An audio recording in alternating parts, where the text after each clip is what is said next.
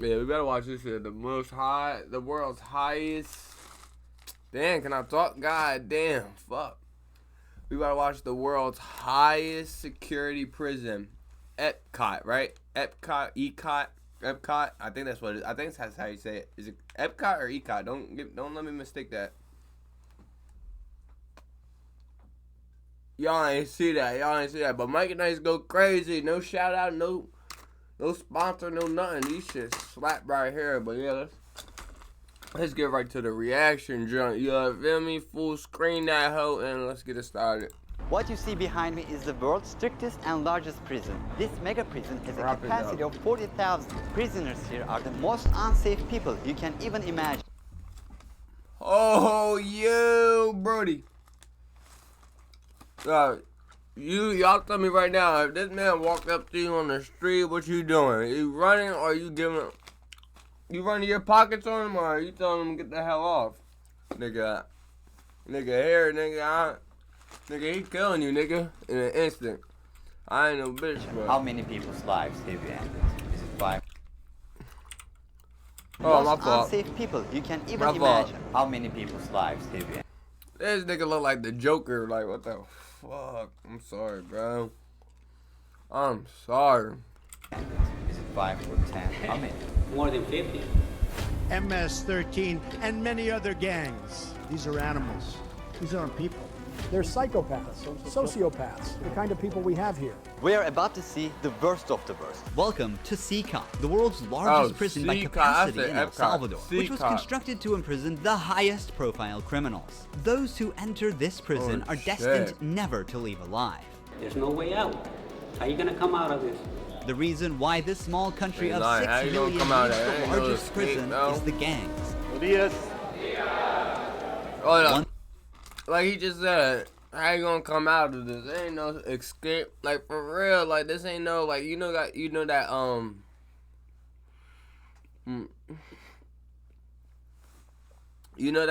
that TV show I think it was called like Prison Break or Jail or something like that. But yeah, you not doing like nothing like that in here.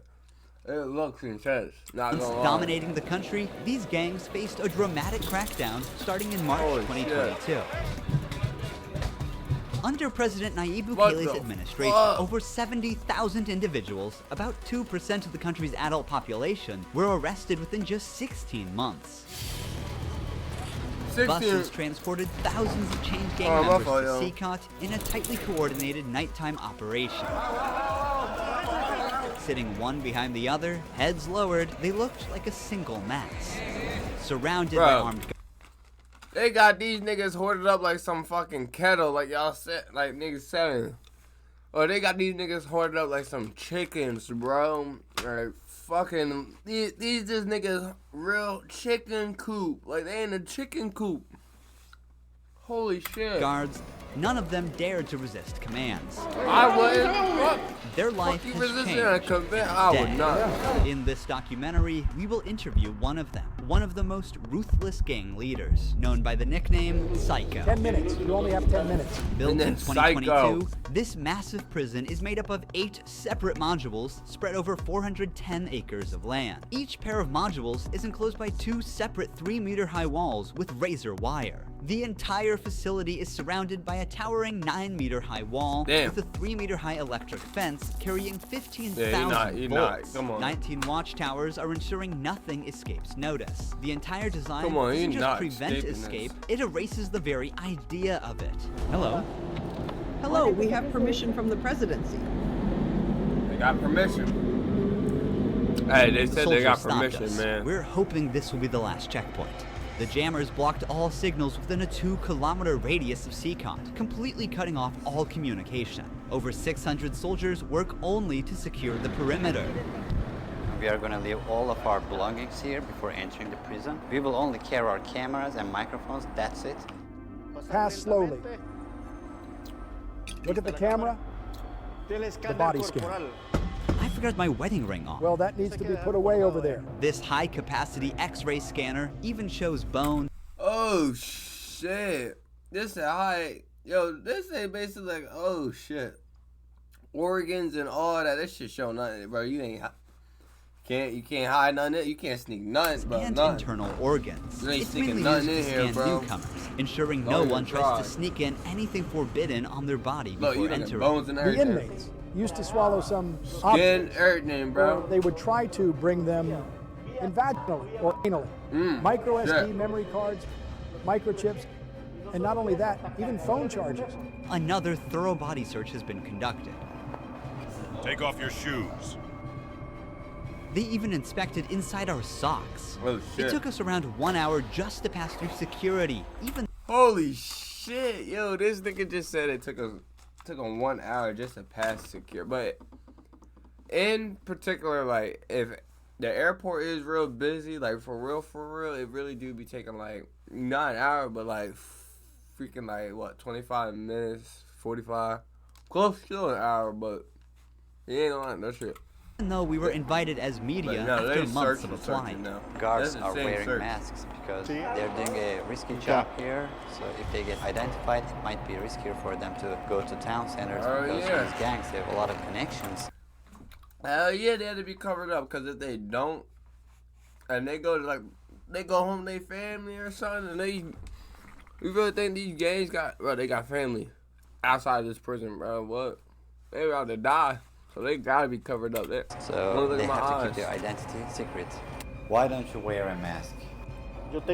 I have to talk to them face to face, looking them in the eye. They already know who I am. We're in the registration room. This area is for inmates only. When a criminal is captured on the street, they don't carry ID or give their real name. That's why their fingerprints and photographs are taken here to enroll in the system. Once they become a permanent part of CECOT, the inmates lose all contact with loved ones for the rest of their lives, as family visits are strictly forbidden. It's also important to note that a small number of innocent people were mistakenly imprisoned during the big crackdown. Because of the no contact policy, their families have no idea where they are or if they are still alive. For some, this documentary could be their first chance to see a missing loved one. Before entering the modules where the inmates are, we visit the armory of the prison. This section is a must in case of possible riots, and these convicts are the most unsafe people on Earth. The type of firearm we use is a T65 rifle, similar to the M16 rifle. We also have this other firearm, which is a 12-gauge shotgun. A Sig Sauer rifle allows us to maneuver in spaces that are too tight to move. Whenever criminals are arrested and dragged to the bus, various cuffs and chains are used to restrict their movements and minimize the risk of harm to officers. Has there ever been a riot? So far, there have been no escape attempts. We have the worst of the worst within criminal organizations here. The riot gear consists of a head protection, a face shield, neck protection, an anti-trauma vest, leg protectors, shin guards, and of course, a shield. Generally, in the prisons, we see inmates invent any kind of handmade weapon, like awls or knives. They are fully protected. You can see how he protects his feet. Since this prison is so large, we have to hop on this I bus. believe it. You gotta hop on a bus just to get to that part of the building. To keep the country safe, 1,000 staff members work inside CECOT. It is impossible, but let's just imagine that an inmate get out of the fortress. These pebbles that you see are put here intentionally because when they walk on these pebbles, it works like an alarm system. It makes a noise, they cannot sneak away. Have they tried to escape? No. Could they try? Difficult, because they would have to go through a series of security rings. CECOT was built with its own infrastructure in an isolated area, including an electrical and sewage system to prevent external interference. In case of an electricity cut or water supply issue, the cisterns and power plants will maintain operations for up to a week. Oh shit. I'm so excited. We're gonna be face to face with the most dangerous criminals So in the the world. power's out It's for pretty longer than a tense. wait. Hold on. So the power's out longer than a week. They don't have power. Damn. We're entering one of the modules now.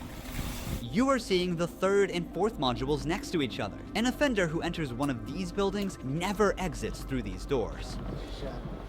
In a few steps, we'll be surrounded by more than 2,500 inmates. It's like stepping in the middle of controlled chaos.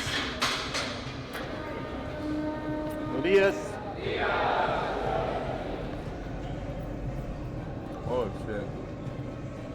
I know the fear of that is This crazy. is so intense. I Their bet. eyes are all on me, following my every step. Getting an eye contact with them. There are so many of them. Oh yeah. I'm speechless. That's insane. I can't help but feel unease. All of them wear white shirts, shorts, and slippers. They don't have any other belongings. Most are barely out of their early 20s and convicted of serious offenses. Even the most infamous criminals in history have an average of 20 to 30 proven victims. But here, some of the inmates are responsible for hundreds of innocent people's lives. Can I ask the inmates something? No. If you have any questions, I can answer them for you. If they try to communicate with me now, what are you gonna do? I'm not going to allow them. They know from them that subsequently there may be a penalty for not abiding by an instruction.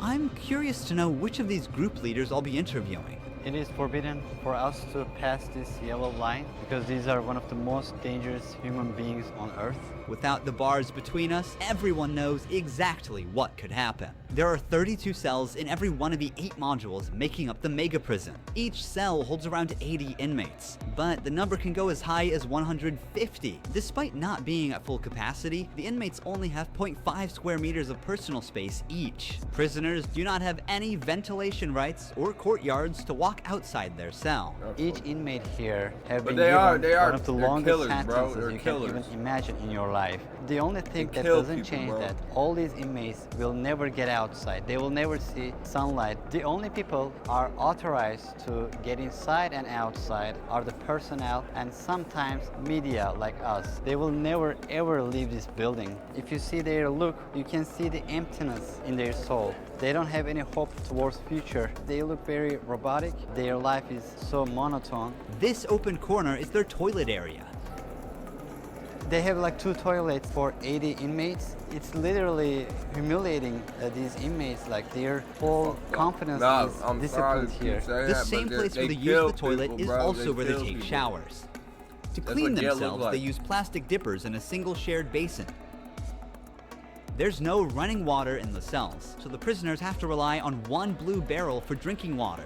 Where they sleep is these metal bunks. No pillow, no mattress. Each prisoner receives just the bare essentials: a white sheet, a uniform, socks, slippers, and a towel. That's it. The prisoners spend their entire days on their 4-level bunk beds. They have stacked tightly, like items stored in a warehouse. As part of hygiene and order, inmates are shaved every 2 weeks by personnel. Long hair or beards aren't just unhygienic, they can also hide sharp objects. Let's take a look. Take off your shirt and line up here. Now they are taking their shirts off. These inmates were once part of the MS-13 and Barrio 18 gangs, which controlled the neighborhoods of El Salvador. These 2 rival gangs spent years extorting money from locals and causing great suffering to Salvadorans. There is Barrio 18, MS-13 gangs all together in one cell. That's right, just like that. The entire module is the same. They all live like this. Outside, entering each other's neighborhood could mean being torn apart. Yet here, they are side by side until their last breath. How do they live without attacking one another? They have to learn how to live together. Here, they are in a prison. They are not on the street. Most of the inmates have tattoos covering their entire bodies, even including their faces, showing their loyalty structure. For MS-13, tattoos often include initial letters or the number 13. Members of the other gang use symbols like 18 or 666, Holy which shit. add up to 18 and symbolize the devil, or they use Roman numerals. Having gang tattoos on one's face is a clear sign that they are one of the most ruthless and high-ranking members of the organization. Crossing paths with such a person on the street is the same as staring death in the face. A spiderweb tattoo represents being caught in the web of justice and serving a long prison sentence. The devil horns tattoo is a dark symbol that represents these individuals' worship of the devil. Some even claim that they carried out their actions under the devil's command. A teardrop tattoo signifies that the person has ended someone's life. The number of teardrops indicates how many lives they've taken. If there are 3 teardrops, it suggests that the tattoo's owner has taken so many lives that they've lost count. Holy With the shit. phrase "laugh now, cry later," these masks or clown tattoos send a clear message. Stay strong in the face of hardship now and deal with the consequences later. Are all these people truly bad? They're on another level, high-profile criminals who will never change their mentality. If you look at the upside, there's a catwalk area. Guards consistently watch over the inmates from this elevated spot above the cells. If anything suspicious occurs, they will intervene while an extensive network of cameras observes every corner 24/7, ensuring nothing goes unnoticed. The modules are kept lit all day and night for monitoring. When the sun goes down, the lights stay on all the time. They are constantly being observed. I think this is one of the hardest things. When they try to sleep, they use their towels and cover their eyes to block the light. Preacher here is teaching some of the important lessons from the Bible to the inmates. They're doing physical exercise over here. There's a trainer there. This is the only time these inmates get out of their cells. These activities take place for a total of 1 hour per week, under the watch of armed guards. For the rest of the time, they are locked inside. They used to control the streets. Now, they can't even take a step with their free will. It's a rotating schedule. There's not enough space, so they can't all go out on the same day. Has there ever been a chaotic incident when these inmates were outside of their cells? So far, nothing. Whenever we focus the camera on a cell, we often catch a prisoner silently mouthing words. Even behind bars, gang members attempt to send orders to the outside.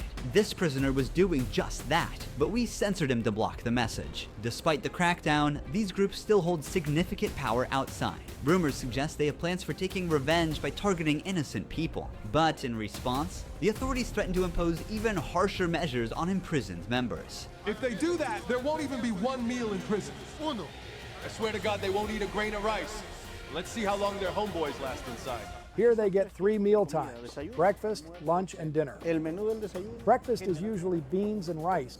For lunch, they get white rice and pasta. And dinner's pretty much the same. The only thing that changes is the drink. There's no nutritious food like chicken or meat.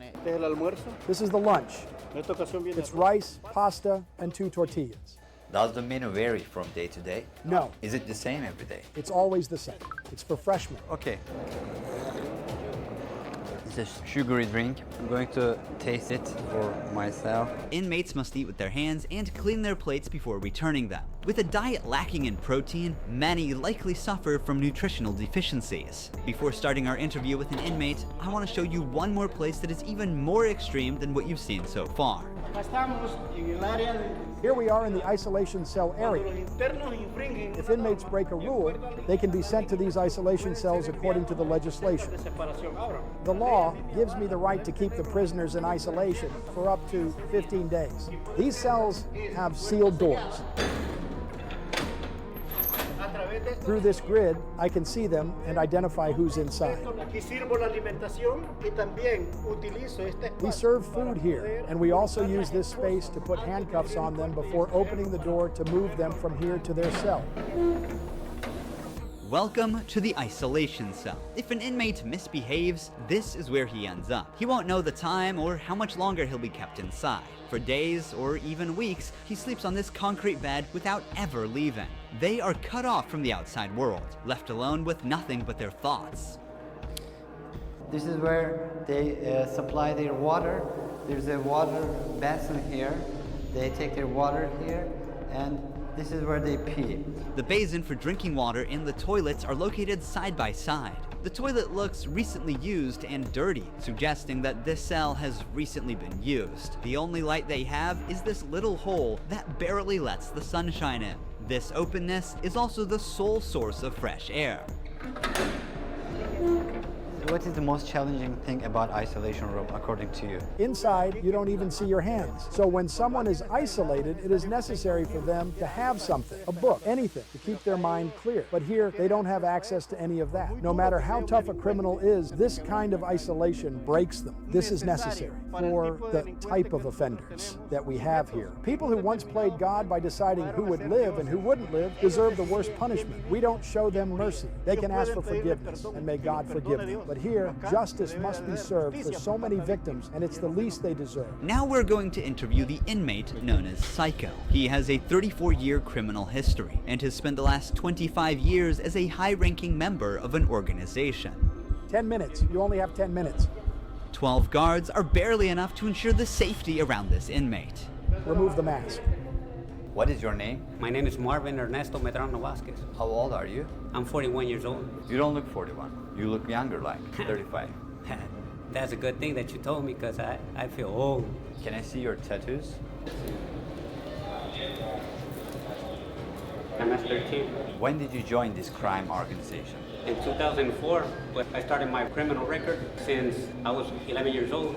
How did you first become involved? When somebody is born with just a mom and the mom is working, you look for the streets. You look for somebody to help you out. I said, oh, my mom's poor, I need some shoes, I need some clothes, and I started robbing. Then I need a father figure because I didn't grow up with my father. And then I looked the group of gangs. Then I did a time, and I came right here to El Salvador, trying to change my life, but I seen that there were more gangs right here, and I started doing the same thing I did upstate, and I got locked up. I've always been one of them persons that wanted to accomplish the things that they put in their mind, and I accomplished everything I had to do right here. But I'm right here. This is how the devil pays the people. Is it true that to join this crime organization, you need to end someone's life? Yeah. But the first one must be one of your relatives, right? Yeah, because you got to gain territory for your gang. I lost my mom, my dad, my son, everything right here because of the gangs. When I could be with my family, hey, upstate, the United States, a better life. But, you know, we took wrong decisions, and this is the cause of this. That's why I tell the youth, hey, go to school, listen to your mom, listen to your dad. Don't live this life that we live right here. There's no way out. How many people's lives have you ended? Is it 5 or 10? How many? No, if you talk about what you used to do in the jails after, it probably get a few more than 50. You gotta do it sometimes. How did you become cold-blooded and merciless in time? I can't really respond you with that question. How do you feel about not seeing your family forever since you're in CECOT? I feel bad because I seen my son the last time when he was 5 years old, and he's 21 years old right now. I want to see him. I want to tell him, hey, don't do the same things that your dad did. Look for a good life. People who have fallen victim because of you will never see their loved ones again. You will also never see your family. How do you cope with emotions like missing someone? I feel bad. Sometimes, like I tell you, I lay down on my bed and I think a lot of things, and sometimes I cry. What is your motivation to stay alive here? To one day change my life and look for God in my life, and I tell God, hey, forgive me because I did some things. Okay. Finally, we see the sunlight. Honestly, CECOT is a place you will never wish to end up in, even as a visitor. But for the people who victimized Salvadorans, it is now their forever home. These criminals took the innocent people's right to live, and now they're paying for it.